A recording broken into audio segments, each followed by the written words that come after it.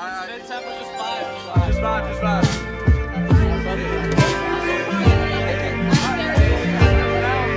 Hey, shit. Wait. Careful.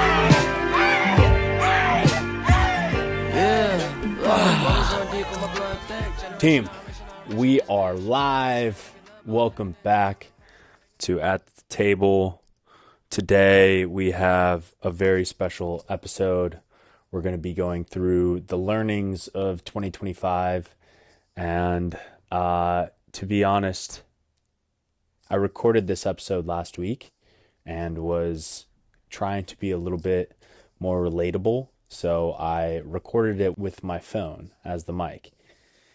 I recorded it outside and probably spent an hour and a half to 2 hours recording, lugging around this camera, and it just didn't work. So I flew to Denver, came back, and while editing it, I was like, you know what? We're going to redo this. We're going to do this right. So hoping today the audio is a little bit better. If not, apologies. Maybe this won't come out. But today, I wanted to walk through 10 lessons that I learned from 2025. Context. Last summer, I quit my job. I was working in private equity and felt like I needed to give myself permission to try to build the business that I thought was my dream. So I quit my job after contemplating it for like 18 months and went all in on a business that I felt like at the time was really exciting. But I was saying yes to the idea before really knowing what I was jumping into. It felt like jumping in was the first time that I was running towards something instead of running away from something.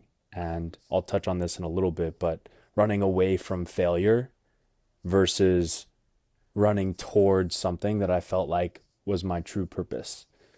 After trying to build the foundation of the business for 4 or 5 months, I realized at the end of last year that the business I thought I was going to try to make was not going to be one long term that was going to be fulfilling for me. And so I decided that 2025 was the year of reinvention. And when I say reinvention to me was committing to experimenting with a bunch of different ideas, being a beginner.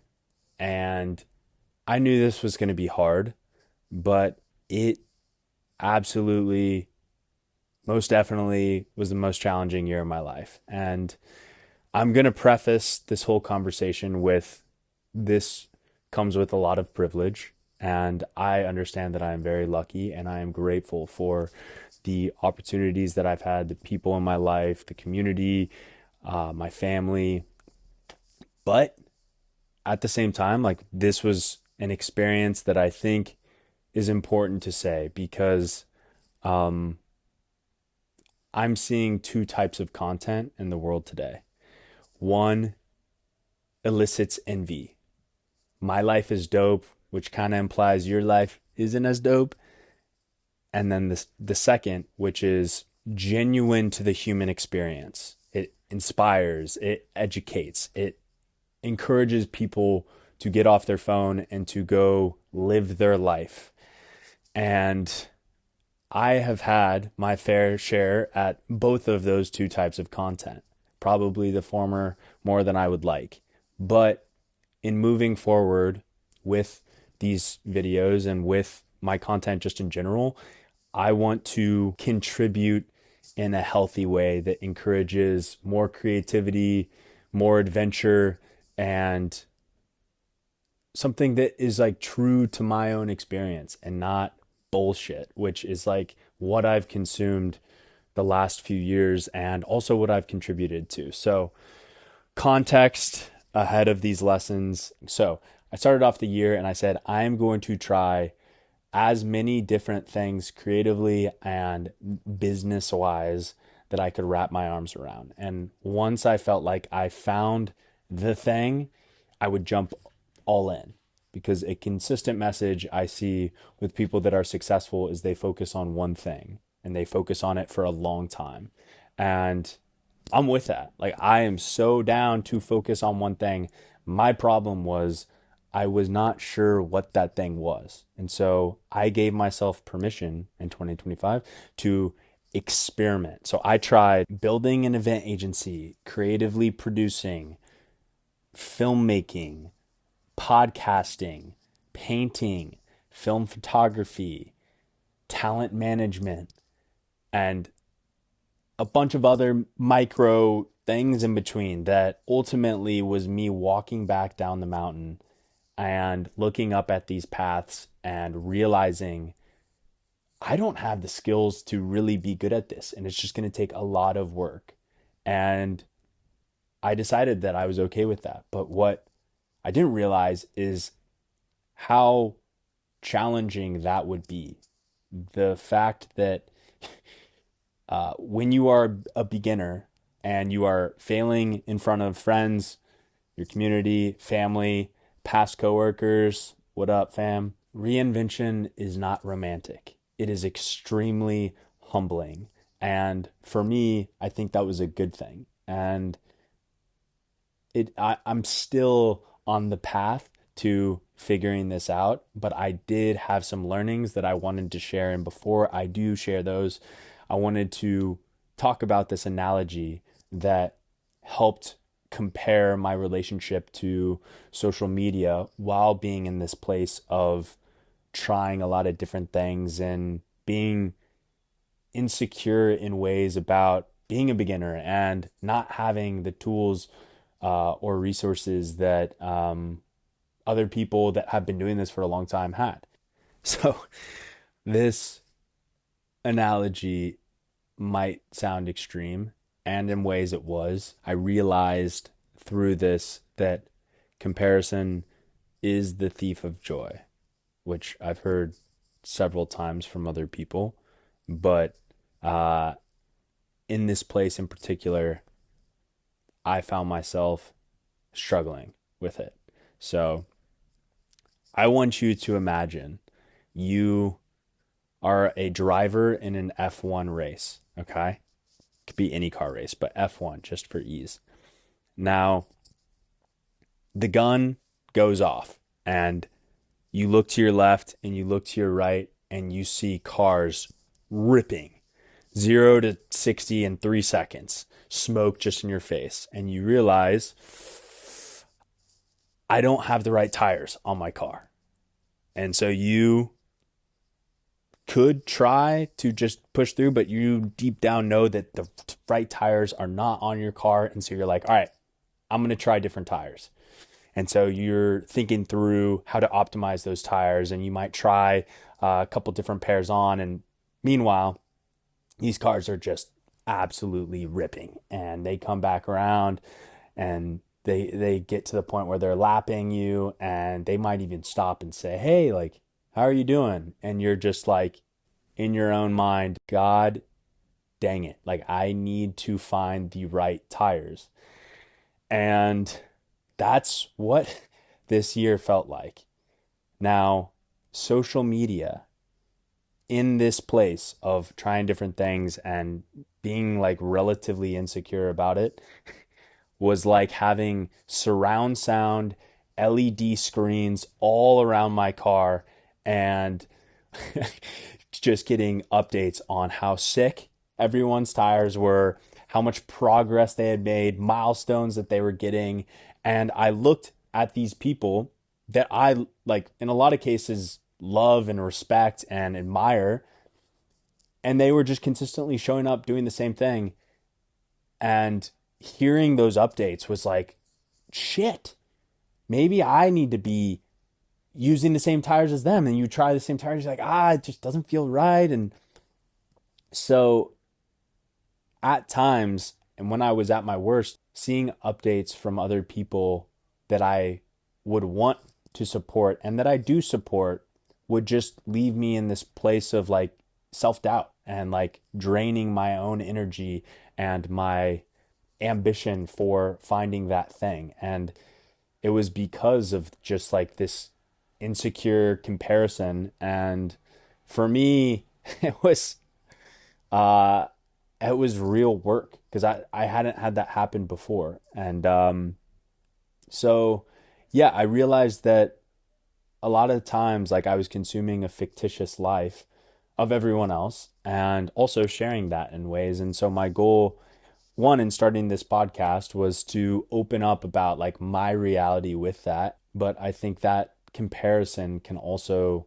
lead to analysis paralysis. And I definitely got there at times where I'd be like deciding if I wanted to continue to try this or give this idea space, but I wasn't sure if, somebody else's path was the right path for me. And it was extremely isolating. And that is a choice that I made. And I 1000% get that.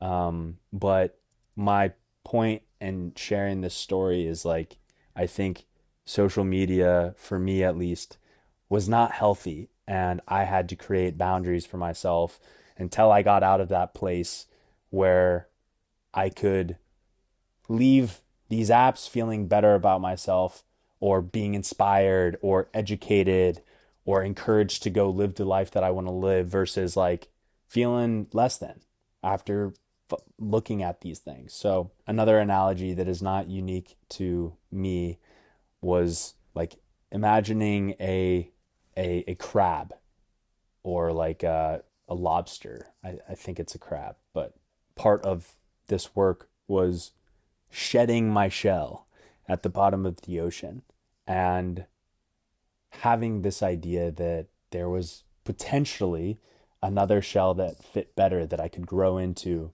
but feeling after shedding that shell and that identity so exposed at the bottom of the ocean and looking around at other people with like great shells. Uh, and it just felt it's in sharing this, like it's tough because I don't like speaking to like heavy things. I don't want to bathe in like self-pity. But this was my own experience and I think there was a lot of growth through it and um things can seem like they're always going well.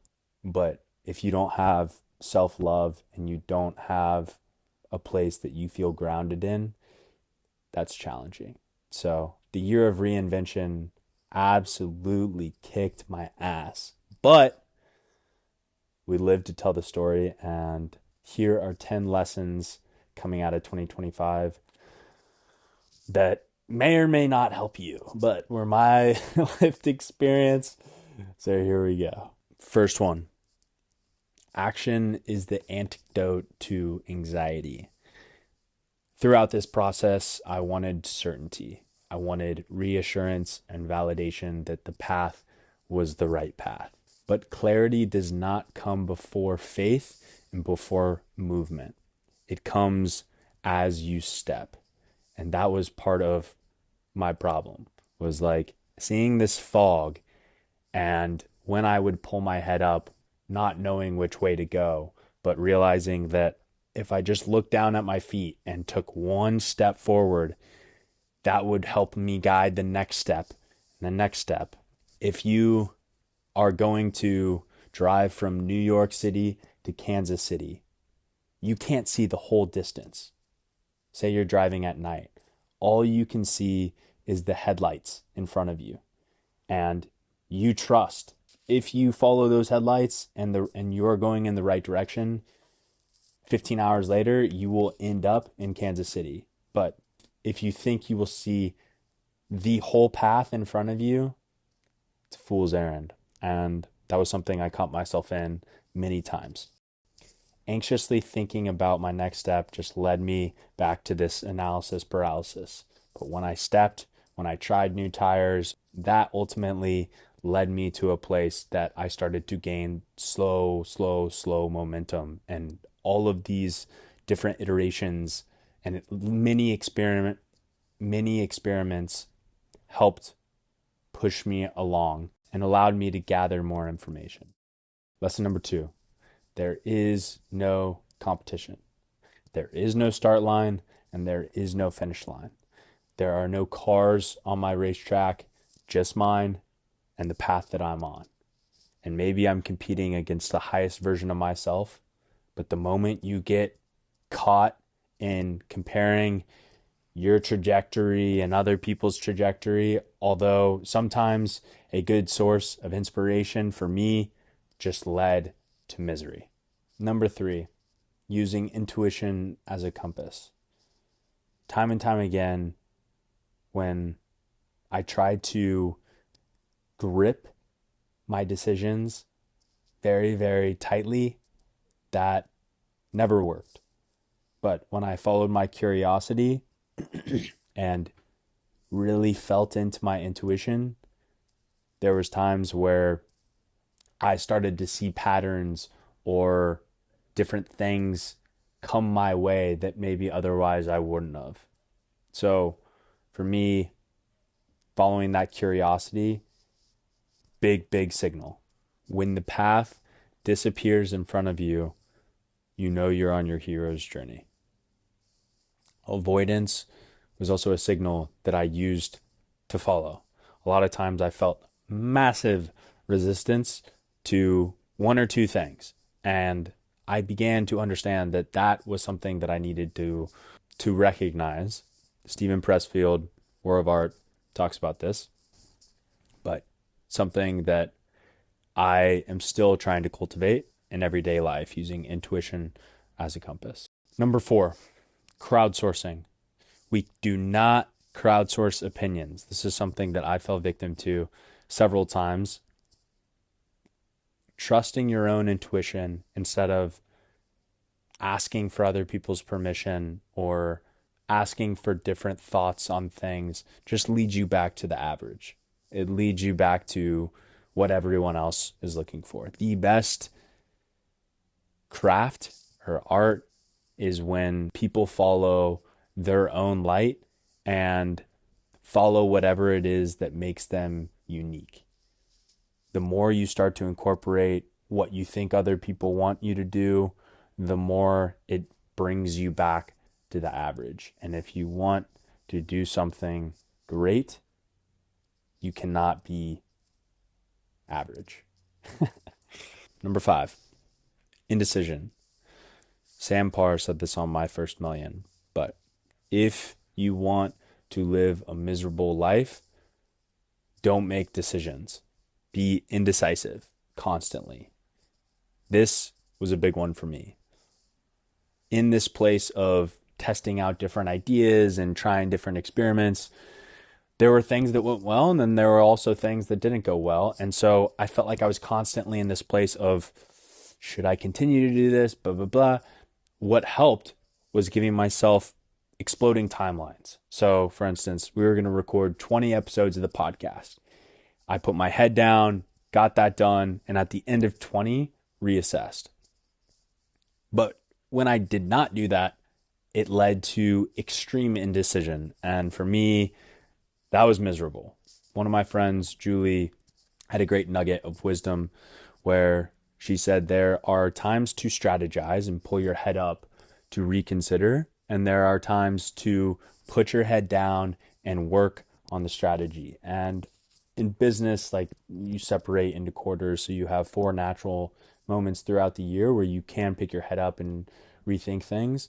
But applying that to my own entrepreneurial journey and my own like quote unquote craft, I had to be extremely disciplined about exploding timelines, when to rethink something, and when to just execute and put my head down. Number 6, being your own cheerleader. This idea that no one is coming to save you is very, very true. Someone might nudge you in the right direction, but nobody can walk your path for you. You have to be courageous, dare greatly, shout out Brene, and step on that path, 1 foot at a time, and just keep walking.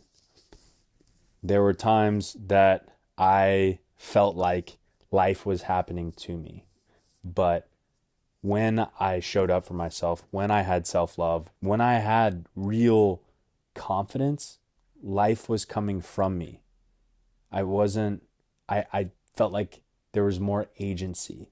And that came from not searching for validation externally, but being proud of what I was doing, being proud of the courageousness that it took to be in that place. And that's something that I'm still working on. Number 7 is the beauty of mini moments.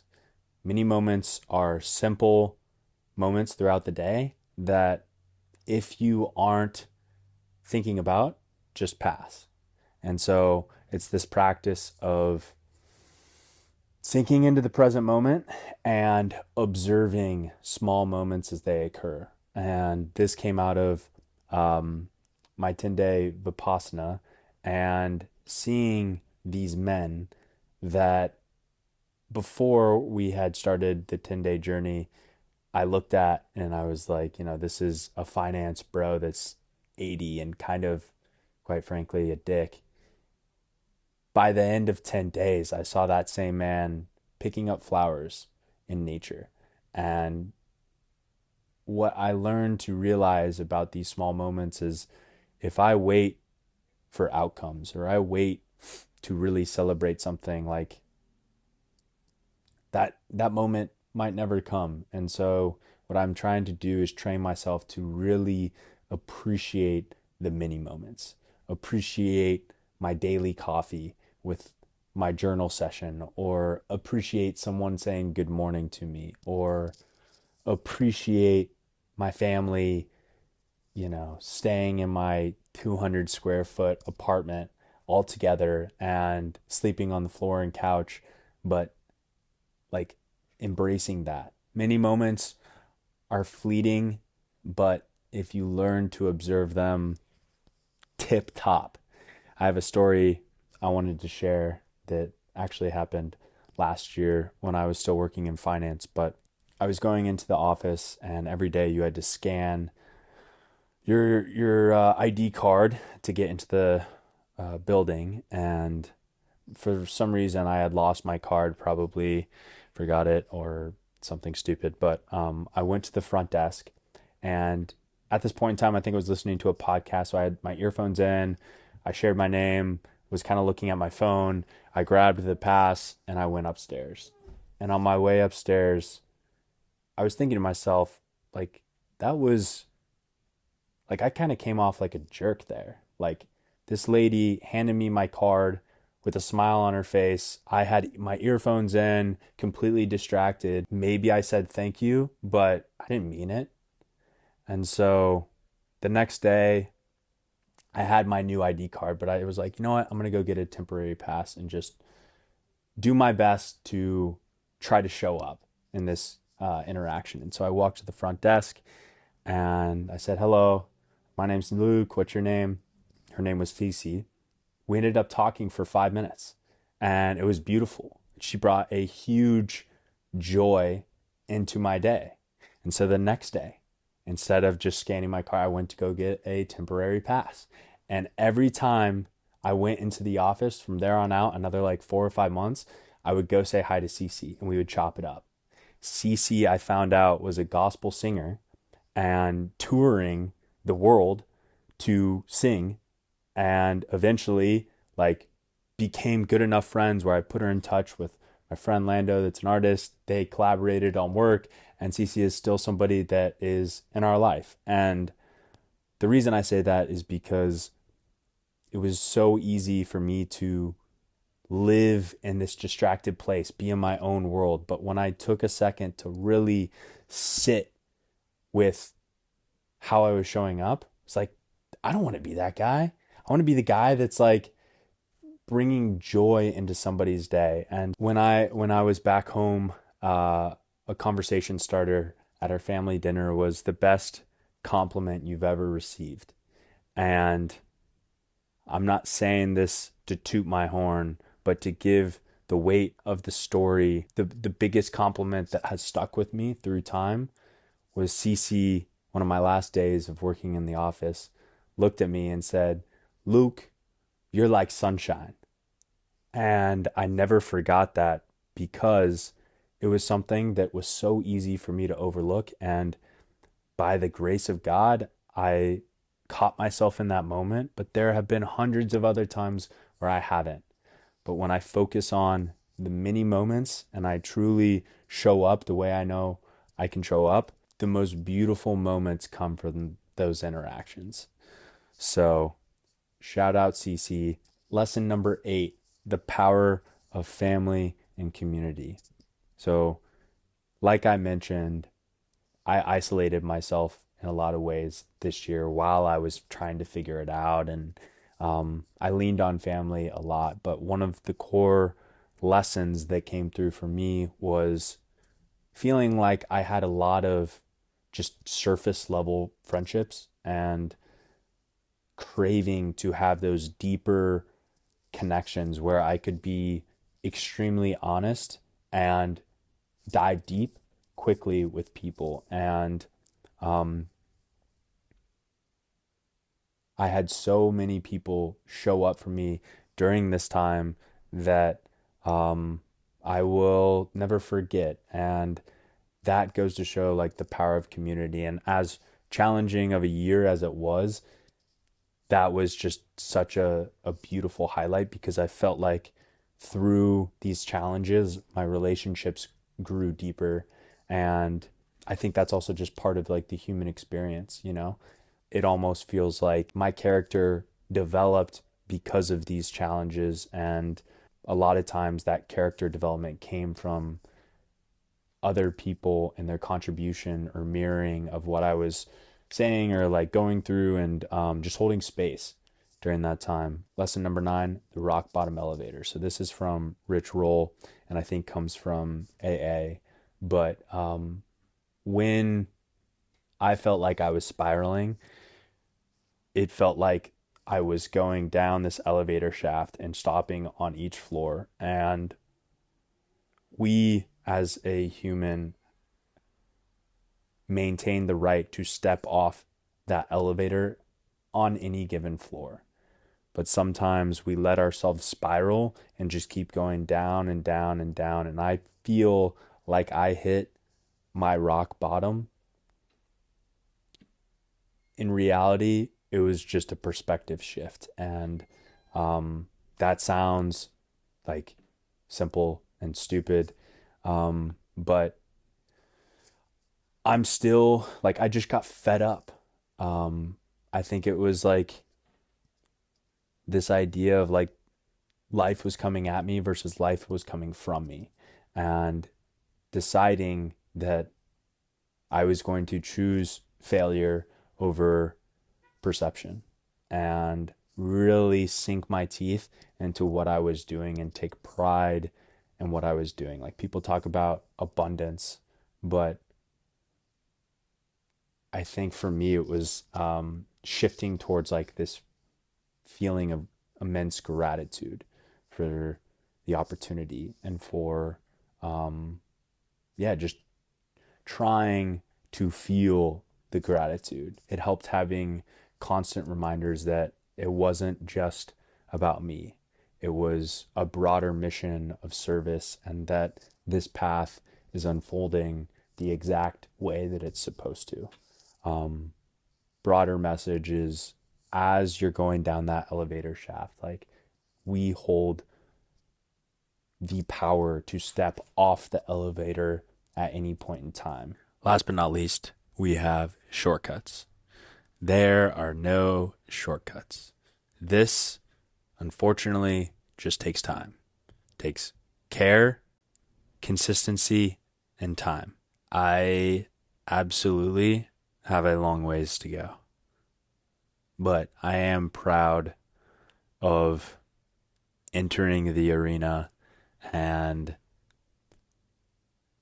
giving it a beginner's go, trying all sorts of things that now, in hindsight, feels slowly like things are coming together in a way that I'm very, very excited about. It's just taking so much longer than I wanted to, but patience is a virtue for a reason. And I am so grateful for the development professionally, but more importantly, personally, over the last year. Thank you guys for being part of this journey and showing support. We will see you when we see you. You're like running towards the mountaintop, but you are so focused on the fact that you're not at the mountaintop yet, you discount the entire climbing of the mountain and enjoying the journey part. And I think that part of you, it just gets very, very strong and tells you it's only good enough if you're at the end and you're at the mountaintop, versus like enjoying each step of the way. And I think on the other side of that, there may be a day where you are on the mountaintop and you look back and you regret not enjoying these doors as they open and celebrating them and being proud of yourself, like the people around you are proud of you.